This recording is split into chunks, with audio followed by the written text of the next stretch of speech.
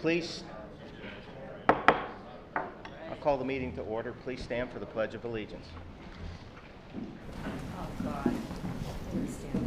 I pledge allegiance to the flag of the United States of America and to the republic for which it stands, one nation, under God, indivisible, with liberty and justice for all. Please call the roll, Scott.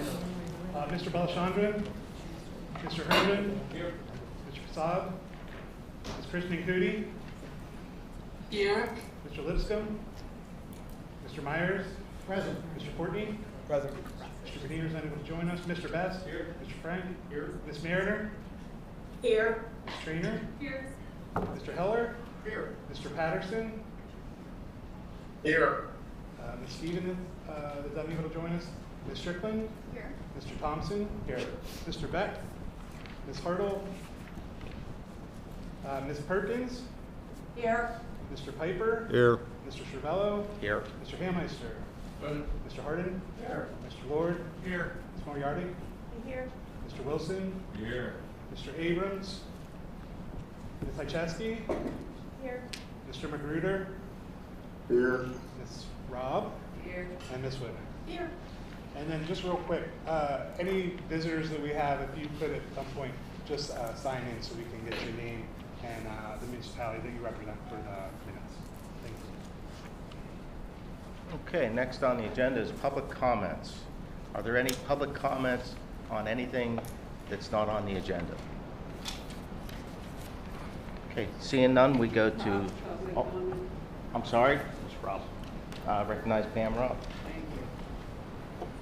We would just like to acknowledge Women's History Month for all the extraordinary women who work hard, serve their communities, families, and for all female veterans and service women. But most of all, to the elected officials here and online, we would like to say thank you for all the hard work that you do. Thank you. Thank you, Pam. I'm sorry to move on, but the next on the agenda is new agenda items. Are there any new agenda items to introduce? Okay, seeing none. Next on the agenda are introductions. Are there any introductions? Christy Owens, Parks and Rec Director, has an introduction to make.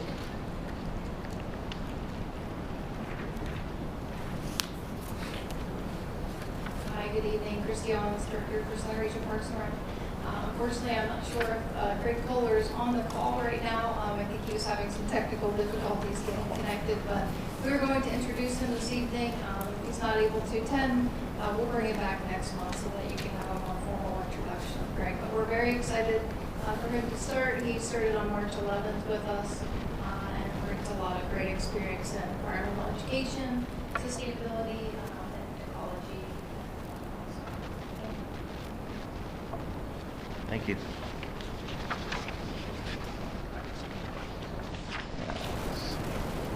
Next on the agenda is consent agenda item number 1. This is an agenda item that all municipalities, do I hear a motion to approve consent agenda number 1? So moved. I hear a second. Okay, it's been moved and seconded. Any discussion? All those in favor signify by saying aye. Aye. Any opposed? Okay, the ayes have it. Next on the agenda is consent agenda number 2, Regional Fire Protection Park. Do I hear a motion to approve consent agenda number 2? So moved. Do I hear a second? Second. Moved and seconded. Any discussion? Those in favor, say aye.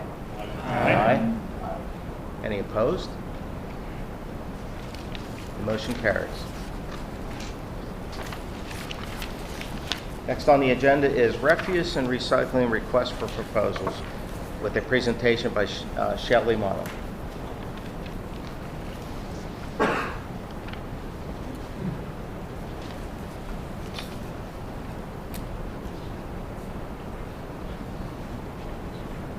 evening, and thank you for having me here tonight. Just wanted to introduce the topic by saying that we're had a bidding process part of the law. We received 2 competitive proposals that were responsive to our request for proposals and our specifications for regional refuse collection program.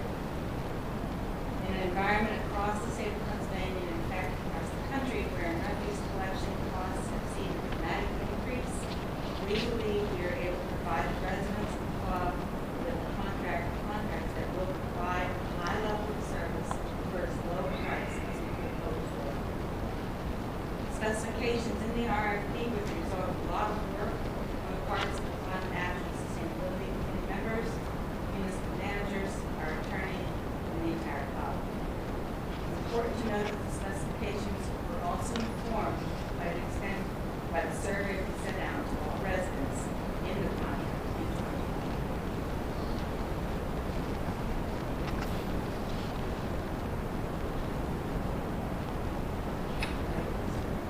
There.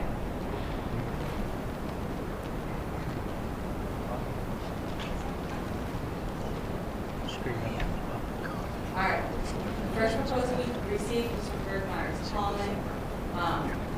This is basically their proposal. I've laid it out for you.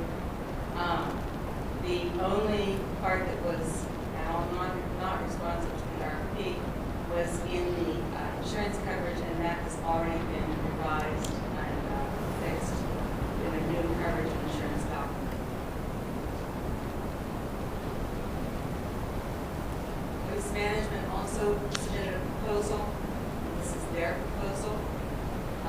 It was generally responsive to the RFP. You want to note that they included in base services some of the services we asked to include in optional services.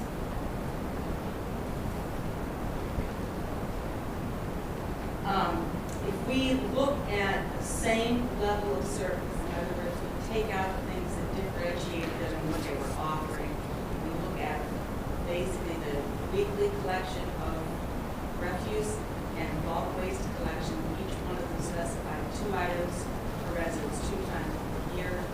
Then we can really see the cost differential between these 2 proposals.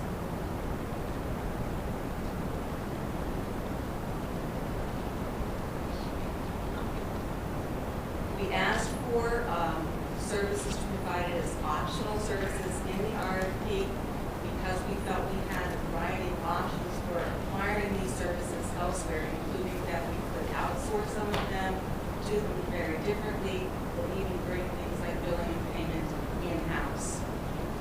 We received an offer from the Center County Recycling and Refuse Authority to provide billing, payments, and related customer service. And that is an option we think are best suited. So what we have after we've taken the billing, payment, and customer service out of Bergmeyer Collins' proposal is the following. So that you see there in red, the optional services that the Center County Recycling and Refuse Authority will provide billing, payment, and customer service. And Bergmeyer Collins will be providing all of the other services. Given some details also about the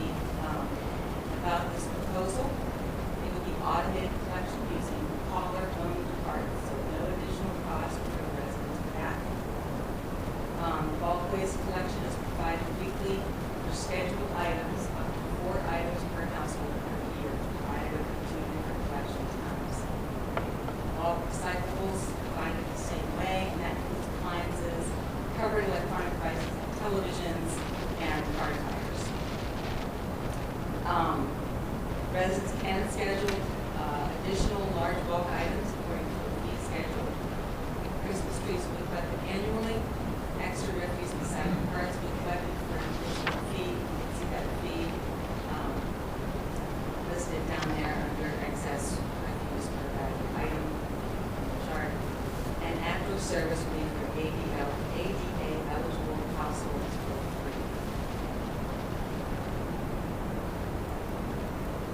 I did want to give you some detail about some things that they looked at to really figure out, what kinds of prices could we have expected, and are these proposals in line with what is happening across the state. So you can see we looked at contracts awarded to private haulers by municipalities in 2022 and 2024. We're starting in 2022, some of them were awarded at the end of 2024. And COG's cost is there in red. We also looked at percentage increases for contracts awarded to private haulers from 2023 to 2024. And again, COG's average increase is there in red. So what we see here is that 15 of the 21 contracts were higher than the price that our residents were paying, and 10 of the 12 percentage increases were greater than the percentage increase that our residents were experiencing.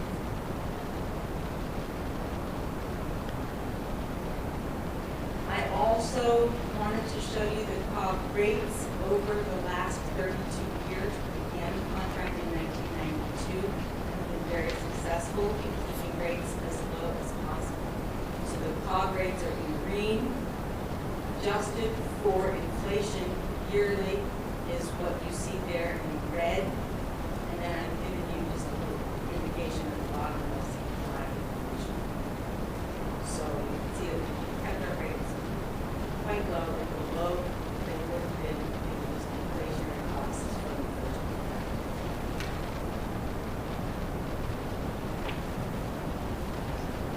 So, Climate Action Sustainability Committee recommended the second of these 4 possible actions, and that is to award the contract to one proposer for all base services and additional services, and reject any optional services. What we're proposing is that we award the contract for base services and all optional and additional services to Bergmeyer's Hauling, with the exception of billing, payments, and customer services. That we enter into an agreement with the Center County Executive Committee supporting to provide that service. So I will answer any questions or hear any concerns. Shelley, I just had a question about if you were to consider all services that were bid, if you were asking somebody to give me a price for everything, that the chart here says the lowest proposal was from Waste Management. Yes. But there were, I suppose there were some costs from Bergmeyer's that were significantly lower. Yes, their cost was. And so you made it a lower. hybrid. Right. Their proposal for billing was quite honest. We don't award that optional service to Bergmeyer's, it brings that cost down. So then my next follow-up question would be, with that hybrid cost, how does that compare to the cost for Waste Management to do it all, or for Bergmeyer's? Waste Management's And maybe I missed it, but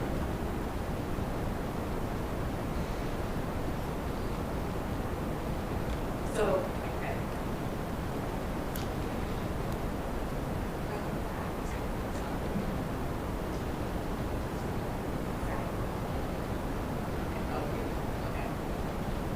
We go back, you can see Bergmeyer's entire proposal here. So their proposal for billing, payments, and customer service was $12.14 per household per month.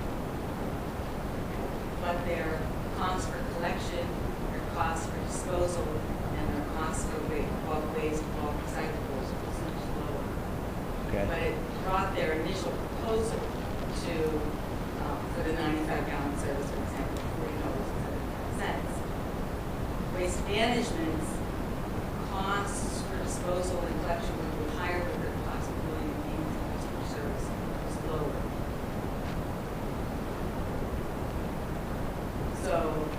they did not, the way they responded to the customer proposals, the way they submitted their proposal, did not allow us to look at their bulk waste collection costs. So that taking that out wasn't an option for us. So back to my original question then is, you have Waste Management, Bergmeyer, and of course Center County is just for building and customer service. Yes. But Yes. comparing those two, Waste Management and Bergmeyer generally was lower. If you look here, yes, I take billing out, so take that out of it, then Bergmeyer's costs are cost differential, lower by $8.30 Okay. for someone. Okay. Yes, significantly lower, that's per month. Okay, thank you. Yeah. Then, Does this contract have the once-a-year fuel adjustment as we had in the last two contracts? Yes.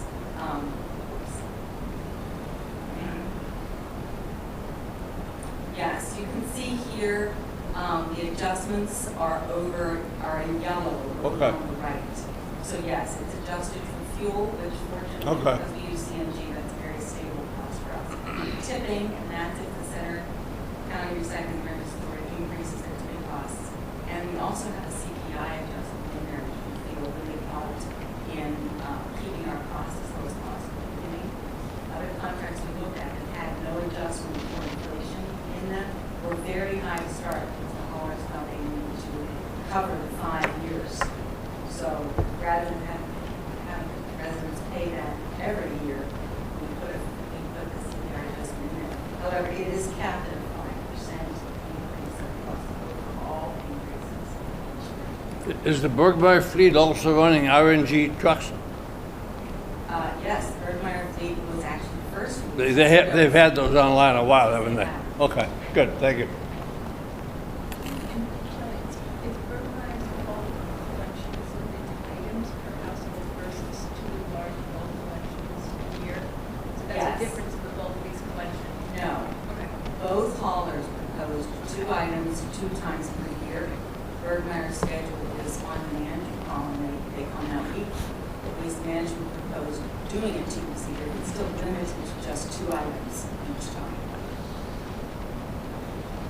I will say too that we responded, we worked hard on this, and one of the things that really informed this decision was, besides looking at other contracts across the state, was the response to our survey, in which 74% of the respondents had not put out a large bulk item in the last 3 years.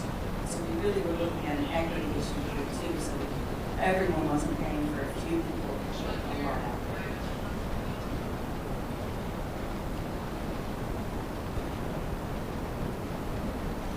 any other questions? The Christmas tree use is pretty low too, isn't it? Christmas tree use is quite low. We have those numbers over the past few years. We provide those in the RFP documents. And so you can see that they're charged for that. Pretty minimal.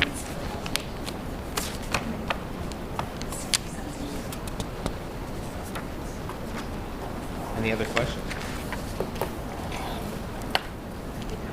Go ahead, Susan. One of the questions is very specific, disposal of parts that haulers currently use.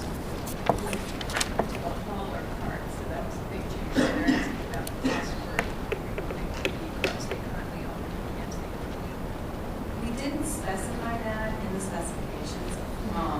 That is something that as we work with the hauler, by the way, they are here tonight, so I appreciate their attendance tonight. It shows the commitment and determination of this contract. As we work with them, we figure all of that out. So there is no plan coming for it to be. There will be a plan coming, we have a full year before this takes effect to do education, outreach, public engagement, as well as solve some of those issues that we're working with this ordinance. Okay, we have a question from Amari Patterson. Amari, you there? I am with you for work there. Just more of a kind of broader or on the kind of scope of just the outsourcing the billing. It sounds like we've got a great deal, but I think what I recall from kind of a legacy contract, I'll say that they had a very integrated system. If somebody was to pay their bill, they got it, you know, on an iPad, on the truck, that hey, this person didn't pay their bill, we're not paying for the track. And so, you know, just not necessarily this meeting, but how we can do that, we should kind of talk between the billing system and the communication system. Well, the current hauler has a relationship with the Center County Recycling Emergency Authority. They have on-truck technology to track resident usage and things like people who are cut off for service. And the Center County Recycling Refuse Authority is going to do the billing, the collection, and they'll assume the debt of any non-payers. So it's quite a service they're offering for that. But they will work. They have e-routing software, because e-routing software will allow them to communicate in real time with the hauler and with the car. Copy that. Thank you. Okay. Are there any other questions? Seeing none, we have someone from the public who would like to come up and ask a question or make comments. Please come up.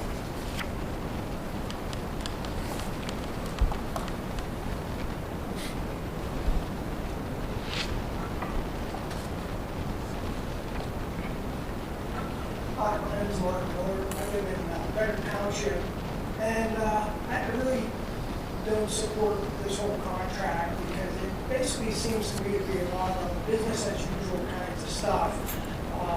And one of the things that I want to bring to everybody's attention is that I called last year and asked about some stuff. I didn't have my last year numbers all formalized, but I'll share them with you here in a minute. I heard one time a couple years back that there were trash haulers somewhere that had a deal where you could buy a garbage bag. For buying the garbage bag, that was the price of taking that garbage bag away. And I thought, geez, that's ridiculous. And then I figured out my numbers from last year. For the $232.56 that I paid, they took away 9 bags of my garbage. I put out 9 bags of garbage last year, which means that cost over $25 a bag. I'm not sure I have exactly the monthly charge here, but I'll be generous and say it looks like it's about $25 a month, which means that would go up to about $300 a year. And I'll even be generous just so the math is easy, and I'll throw out an extra bag of garbage. And for 10 bags of garbage, I'd have to pay $30 a bag. So I will be honest here, those numbers sound a little shocking, and maybe they are, because I was still operating, when I figured them out, I was still operating on the misconception that recycling pays for itself, and evidently it does not. Some of that numbers I'm talking about pays for the recycling. And here again, I could have done a whole lot less recycling. I could have put things out fewer times, have a more full recycling container fewer times a year, that sort of thing. But I see that they have a way to say if somebody puts out extra or overfills their container that they can have $4.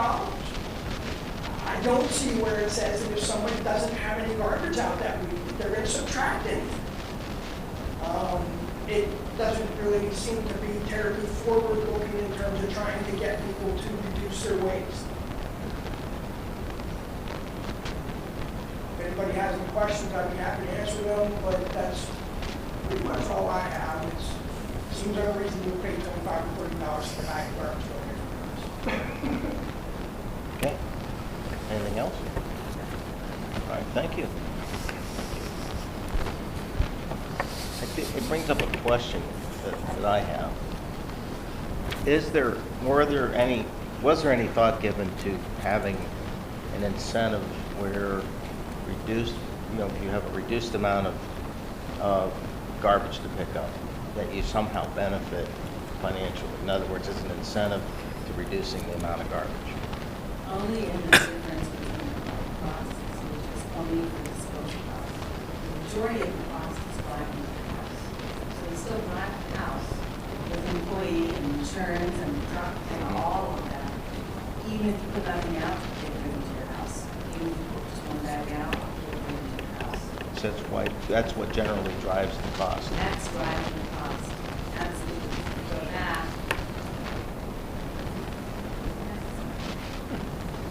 If you go back, you see the disposal costs, $5.18 per month. Dispose of, and that's the tipping point. $14.06 to drive to the house. Yes. So that's the only differential there. We did, as a committee, explore the options, as Mr. Miller explained about the bags, it's called pay-as-you throw. We did look at that. And the pay-as-you-throw programs, there's usually a fee and a bag fee. So we're looking at the ones I saw were between $150 to $200 a year plus each bag. And each bag is somewhere between $4 and $8, $9. So I have one more question then. Is there an upper limit to how much you can have home from your home? Well, here, the limit is one cart.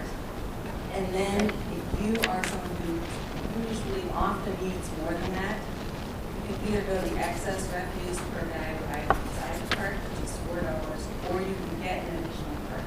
And you can see those costs there. What size is the cart again?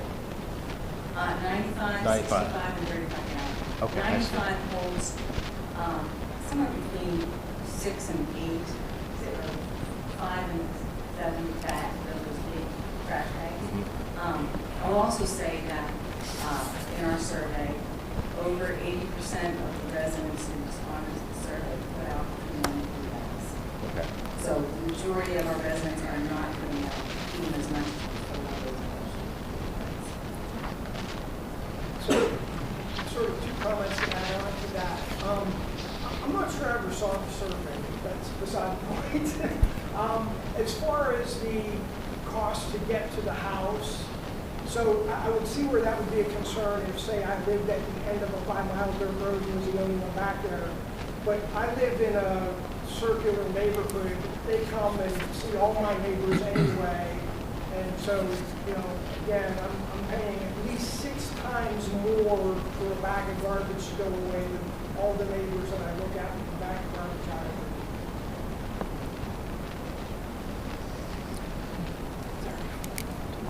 Okay. Anything else? Any other comments, questions? I guess we'll move to the motions here.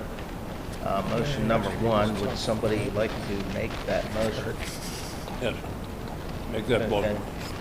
You're making it, okay. Is there a second? Okay, first, it's been moved and seconded. Any other discussion? All in favor, signify by saying aye. Aye. Any opposed? The ayes have it. Motion number 2, as written in the agenda. Do I hear a motion? Yeah, I'll make that one too. Okay. A second? Anybody want a second? Okay. I got to look around the room. Okay, we have motion and second. All in favor, say aye. Aye. Opposed? And the ayes have it. And motion number 3. Do I hear a motion? Okay. Second? Anybody second? I'll second. Sometime agreed. Okay, sometime. Sorry about that. I heard him. Who got it first? Nigel. Oh, Nigel, okay. Okay, we have a motion and a second. Any discussion? Did Omari get that first? Yes, sir. Just as we're making these motions, I guess could we either, my experience is that the motion needs to be verbalized in its entirety by someone, whether it's the chair saying, do I have a motion to X, or someone says, I move to X. Okay, we can do that. I know it's written down. I think that's up to the chair. And for the public and the meeting, I think we can make that. Okay, Omari, I'm sorry about that. I didn't read the first two. I can read the third one, if you prefer. That the general forum is recommended by the Executive Committee on Climate Action and Sustainability Committee authorizes staff to prepare an agreement with the Center County Refuse and Recycling Authority for billing, payments, and customer services to be considered by the general forum at a future meeting, and further that this agreement commence on April 1st, 2025 and end on March 31st, 2030. We already have a motion, I believe, and did we have a second? Yes. Okay, Nigel, sorry. Okay, any other discussion? If not, if you approve, signify by saying aye. Aye. Any opposed? The ayes have it.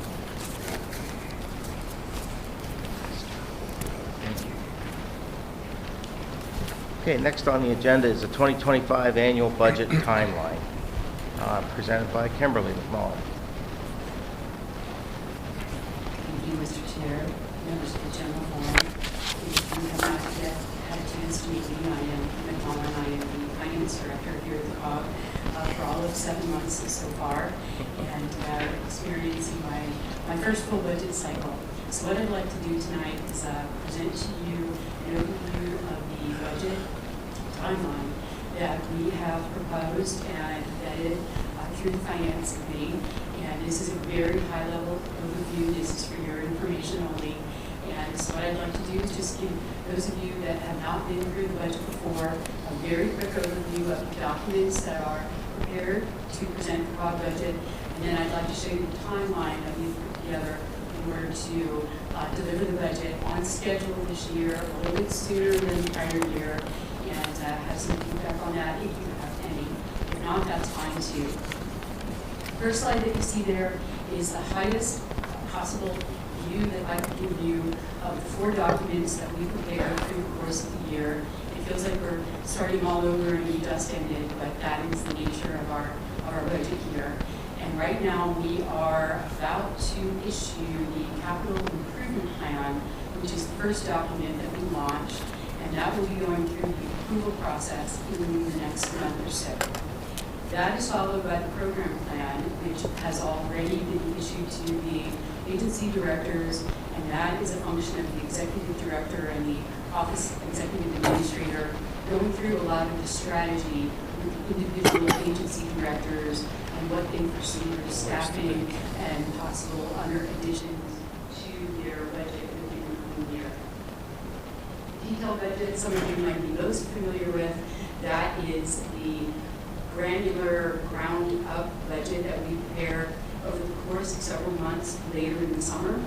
This goes through a series of review, including you, before it goes out to the municipalities, at which time the summary budget is the document that ultimately becomes part of your budgets in the long run. That is simply a roll-up of the detailed budget that we would have been working on for a number of months. So there's a little bit of an overview. The rest of your packet, I put together some more detail for you describing each of these documents and their purpose and what they inform as we go forward. But I don't, this is in your packet, just so you have something to take back to your municipalities and for you to reference going forward as we get a little bit deeper into the process itself. And the last part here, it's a little bit hard to read, but this is a spreadsheet that we put together with a little bit of help from the Finance Committee to show you what the timeline looks like as we roll the budget out. The most significant is the box that has the blue dates. Those are meetings for various committees, including the General Forum, and when we would like to have you review the budget individually and get back to the Finance Committee with any recommendations that you might have to change. There's no significance whatsoever to the colors except those red stars. That's where I panic a little bit and hope for the best. But this document is very much alive. It might shift hopefully not by more than a week or so, in order for this to be on time. This year, the request was that we possibly have the document in circulation around the end of September, the first week or so of October, so that you have a little bit more time than last year in order to think it through and come back to us with any questions or concerns that you might have. So that was my purpose, to just share this with you, give you an idea of what we are in the midst of and how this will unfold as the year goes by. I'm happy to answer any questions.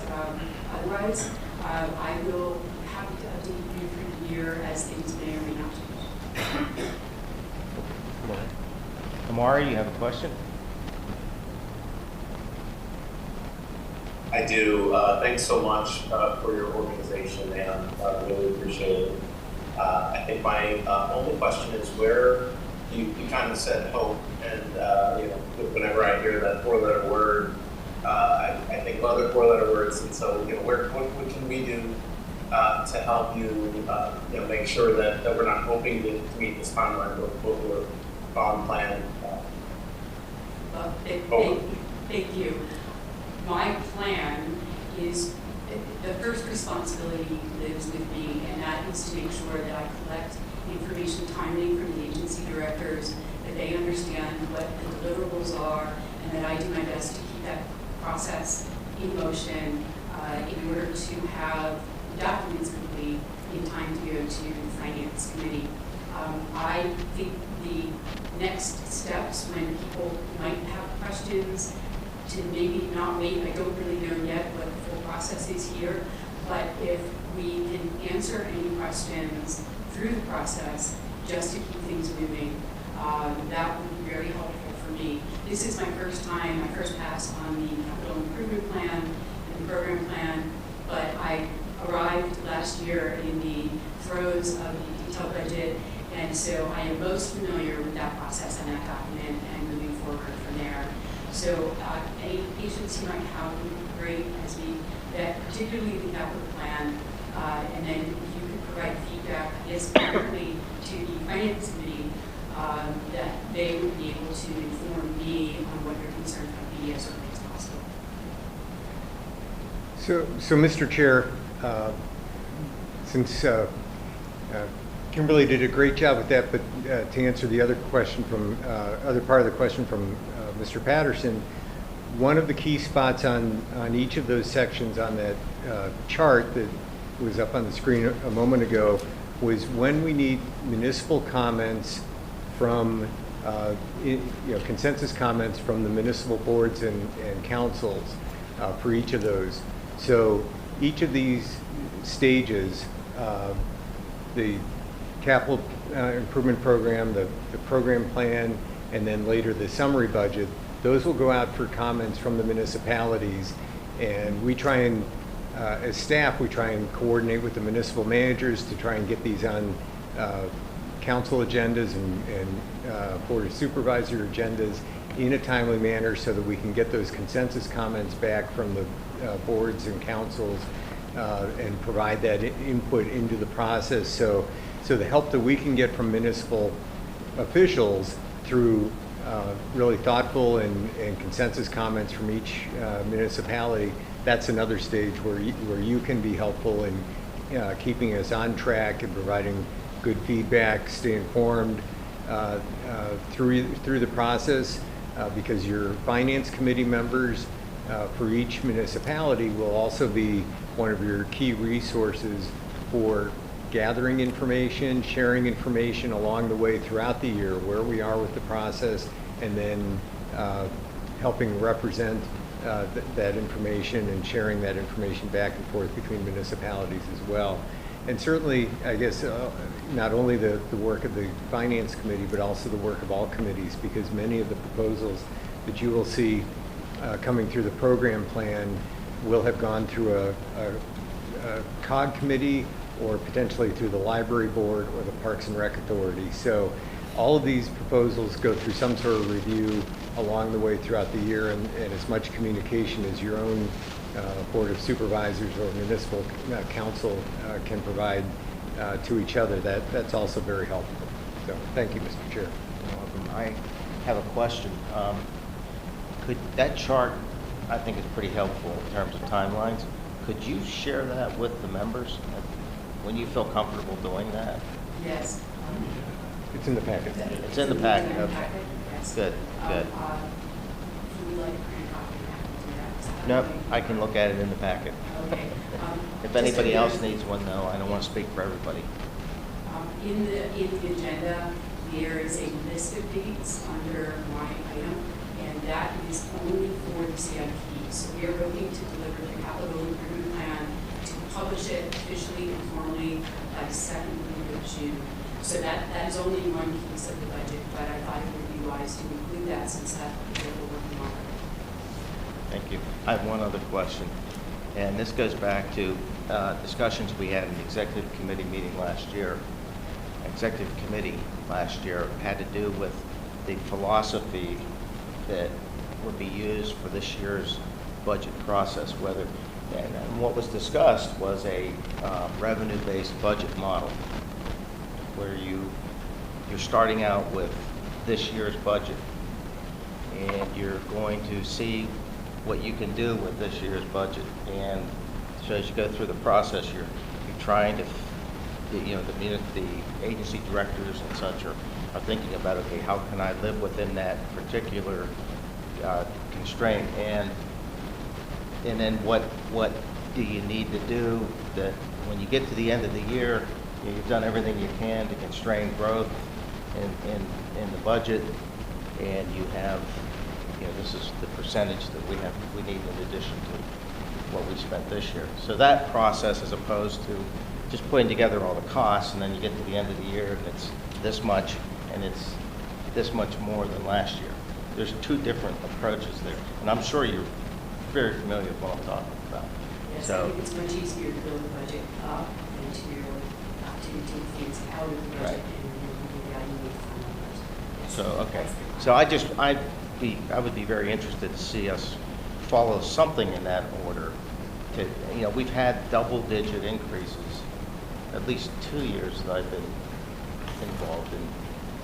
I think 3 years ago, perhaps there was one as well, but I think we need to, be ahead of the game. And I think that's why you're starting earlier, trying to get response and feedback earlier.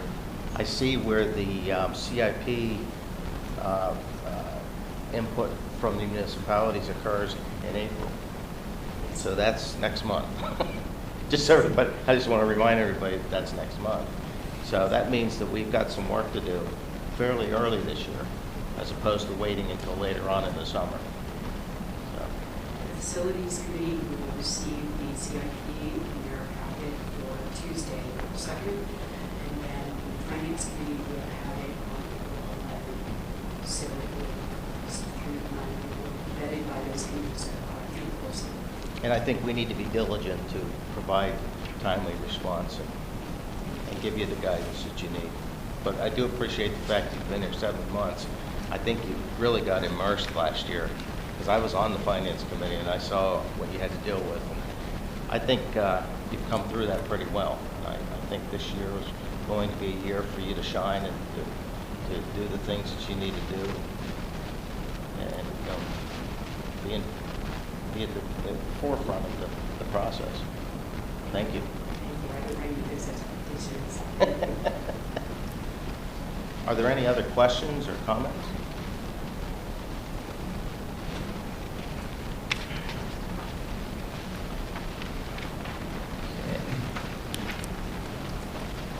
Thank you, Kimberly.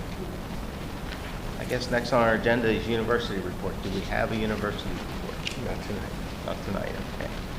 State College Area School District. Not tonight. Whitehall Road Regional Park Project Coordination Team Report. Mr. Frank. Yes, Mr. Chair, as the previous 2 months, we're still coming out of winter.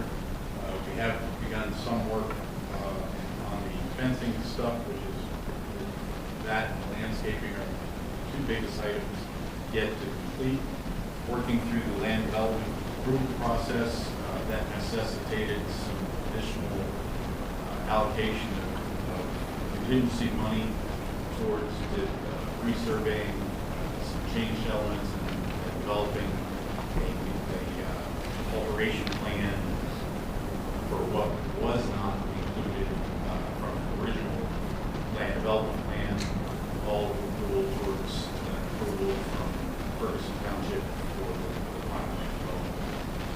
There's a few contracts still that are just finishing, closing up, but again, the fence and landscaping are the big ones are in progress.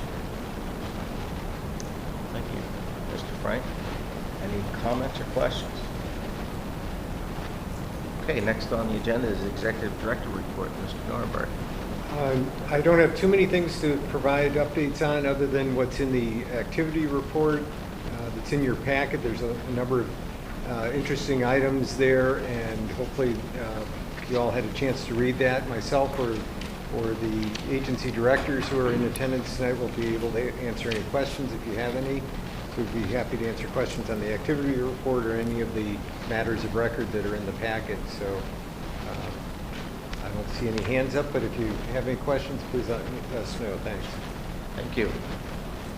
Next up is Agency Director Reports. Are there any Agency Director Reports? Not tonight. Okay. Thanks. And then we move to Authority, Board, and Committee reports, starting with the Executive Committee, Mr. Thompson. I have nothing further to add unless anyone has any questions. Okay, Finance Committee, Mr. Frank. Yes, Mr. Chair, the only thing I will offer is a correction to the line that identifies that the committee supported the purchase of 7 replacement code vehicles. Actually, the committee stayed silent other than to suggest using the existing funds of the capital improvement plan at this time and then determining if additional money develop the correct process. Further, I would just expound on your compliments to Ms. McMullen on her work, but I would extend that also to the new members of the Finance Committee. They brought in new perspectives, new guidelines. And although the schedule shouldn't be new to anybody, we've been doing it for several years now, the format is new, totally attributable to him and the new finance. The other 4-letter word for Mr. Patterson was that we like is plan. And I think all the members are working hard towards coming to that, as well as the Finance Committee members have made commitments to report back timely, accurately, thoroughly to our individual municipalities so that we're informed when we sit down and make decisions like this. Thank you, Mr. Frank. I might add that the committees that we have here, the work that they do, there is a lot of work to it. And I want to recognize or acknowledge that, all the people that are on various COG committees and do a lot of work. So I just wanted to add that little bit there. Thank you all. Next up is Human Resources. Any report on Human Resources? Did not meet, okay. Okay, I see. Then we're going to move right to Facilities Committee. And I understand Mr. Bernier cannot attend tonight. Is there anybody to give a report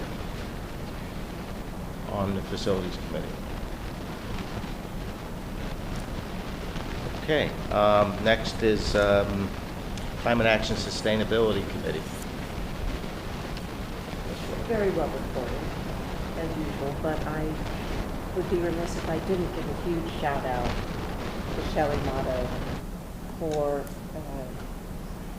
all the work that she's done on this and digesting it so that we can make educated comments and analysis of it. So really, huge shout out to you. Thank you so much, Shelley.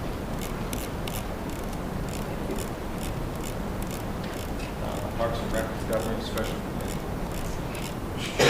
Add other than to say that the conversations so far with the current committee have been very stimulating, and we are moving towards a shorter timeline than the first step.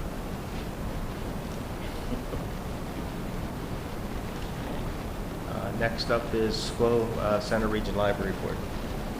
Nothing to add, thank you. Center Region Parks and Recreation Authority. Nothing else. Okay. Sure. I mean, since we're looking at this right now, recently there have been several people in my area who have actually complained about one of the parks that we have, the Country Club Place. Is that the Country Club Place? And the disaster it's become. And I guess I'm wondering, with all this money being spent on all these other parks, we have parks that we have already that aren't even being taken care of, to the point where I guess we lost maybe 5 or 6 feet around the park from stuff growing in. Kids can't play on the equipment because it's covered with poison ivy. And these are the complaints I'm hearing. The last one I heard was that they were mowing the lawn and they, instead of getting off and moving a picnic table, they just shoved it out of the way. One of the guys I know actually fixed one. One had to be replaced. I'm just a little disgusted that all these great parks are going in, yet we have apparently one at least that's just becoming trash and nobody seems to care. I kind of would like an answer to that at some point, because I'm in shock. So we'll have to look into that. I would appreciate that very, very much. And we'll be happy to get back to you. Oh, I think our director does have something. Okay.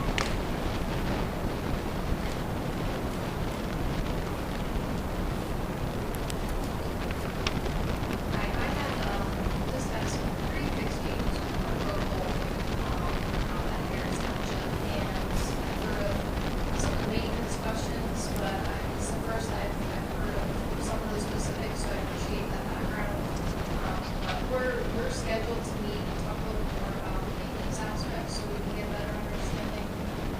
CRPR does not manage the capital investments in that part, and so the other comes from the region. So we work with municipalities on the maintenance aspects of it. So we certainly want your feedback. We want that feedback so that we can understand a little bit more about what's happening in those places to ensure that, you know, it's a safe place for everybody to recreate. But it is in fact some of our responsibility to make sure we don't have these growing invasive species on these play areas.